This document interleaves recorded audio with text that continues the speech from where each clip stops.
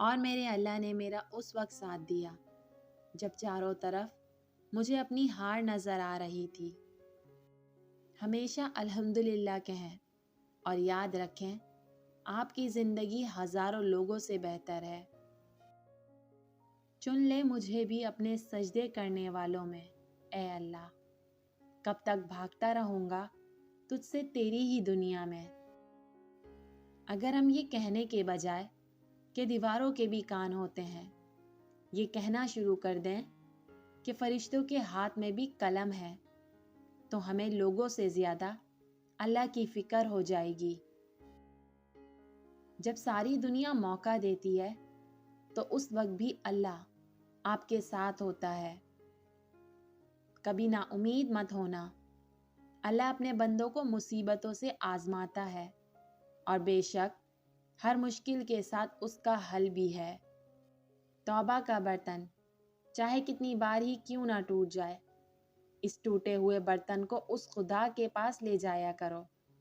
وہ خدا الجبار بھی تو ہے، وہ اسے دوبارہ بنا دے گا۔ انسان کی دسترس میں چاہے لاکھ نعمتیں ہوں، ایک ادھوری خواہش سب کی اہمیت گھٹا دیتی ہے۔ کتنا نادان ہے انسان کہ ایک لا حاصل کی امید پر کتنے حاصل ٹھکرا دیتا ہے۔ ایک آدمی جو آپ کو اللہ کی طرف لے جائے اور گناہ کی طرف نہ لے جائے، وہ ہمیشہ انتظار کے لائق ہے۔ بس اللہ ہی بہترین محافظ ہے، اور وہ سب مہربانوں سے بڑا مہربان ہے۔ اللہ پاک دیر تو کر سکتا ہے، لیکن بندے کو مایوس نہیں کر سکتا۔ انسان صرف اچھے انسان سے محبت کر سکتا ہے، جبکہ میرا رب برے انسان کو بھی اکیلا نہیں چھوڑتا۔ بے شک میرا رب بڑا رحیم و کریم ہے۔ اپنے دل کی کیفیت اسے بتایا کریں کہ آپ کیا محسوس کر رہے ہیں، کتنی تکلیف میں ہیں۔ آپ یقین کریں وہ بہت پیار سے سنے گا۔ اس کے سامنے رو لینے سے ہی آپ کے دل میں سکون اترے گا۔